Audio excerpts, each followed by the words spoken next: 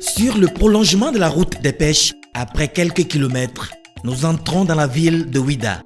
Ici, à Avlekete, se dresse un projet de protection et de valorisation d'un segment prioritaire. Le président Patrice Talon vient superviser les travaux pour la construction d'une digue immergée sur 4 km de côte par un dragage de 2 millions de mètres cubes de sable. Là, nous sommes pratiquement à 80% de taux de réalisation et on va vers la fin du projet, notamment vers fin mars. Si tout va bien, on a fini la digue, on a fini de remblayer la plage pour que ça devienne vraiment une zone balnéaire. Vous savez qu'on a déjà des réservations assez importantes comme le Club Med, comme Banyan Trees, donc les hôtels s'annoncent déjà. Donc le chef d'État a voulu s'assurer que tout se passe bien.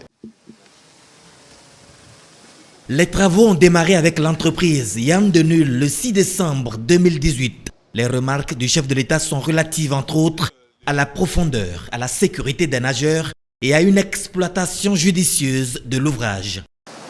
20 mètres, là, on a trop de profondeur, il y a trop de volume d'eau.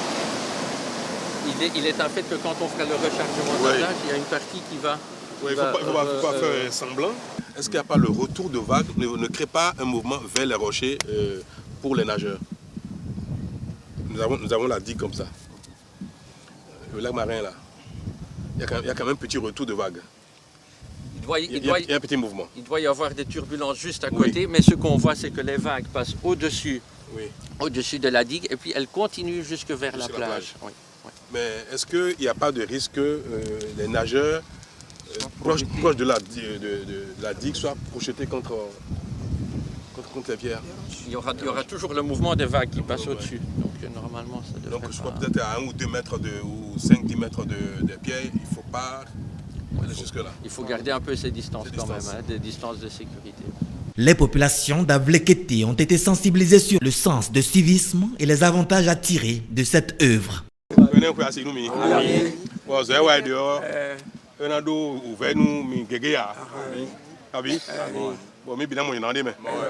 Que cette année vous soit prospère et que les travaux ne vous créent pas trop de peine. Nous serons en joie à la fin, dans quelques années. Mais il faut un peu de sacrifice, quelle que soit la situation. Prenez patience et discutez-en avec les responsables.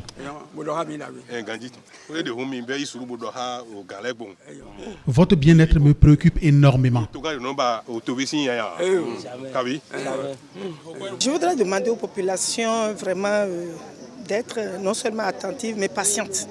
Parce que c'est vrai, aujourd'hui, ce n'est pas encore perceptible ce qui va sortir de ce projet-là. Mais au bout du rouleau, ils comprendront que c'était pour leur bien, que c'est pour eux-mêmes que nous sommes en train de faire ça. L'essentiel aujourd'hui, c'est qu'on fera tout pour qu'ils ne se sentent pas brimés, mais on fera en sorte quand même de pouvoir leur permettre de poursuivre leur activité. Mais toujours est-il que ces genres de choses nécessitent quand même un certain nombre de dispositions qu'il faut prendre pour sécuriser d'abord les lieux. Le cortège présidentiel s'est ensuite ébranlé vers Akpakpa sur le plus beau site balnéaire du Bénin, Cotonou PLM Alejo, Eldorado Beach Club.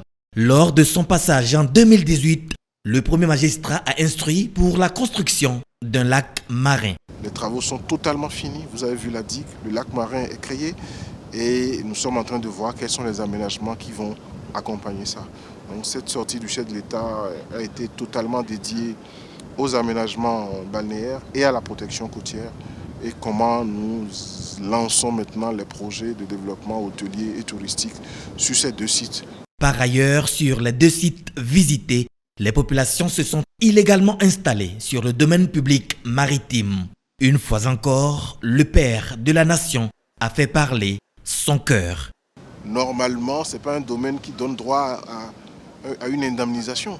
Mais le chef d'État nous a instruits pour qu'on regarde les mesures d'accompagnement qu'on peut leur proposer, comme ça a été fait à Akpakpa de Domé. Et vous avez vu que tout le monde était content et nous avons été instruits pour régler très rapidement ce problème, puisque ce problème doit être bouclé avant que le dragage de sable pour emblayer et tracer le trait de côte dans cette zone soit fait. C'est une nouvelle politique du gouvernement basée sur une gestion rationnelle et durable de l'ensemble du littoral. Il s'agit in fine pour le président Patrice Talon de mettre les populations dans un environnement récréo-touristique, créateur d'emplois et de richesses. Et pour lui, rien d'impossible, à cœur déterminé.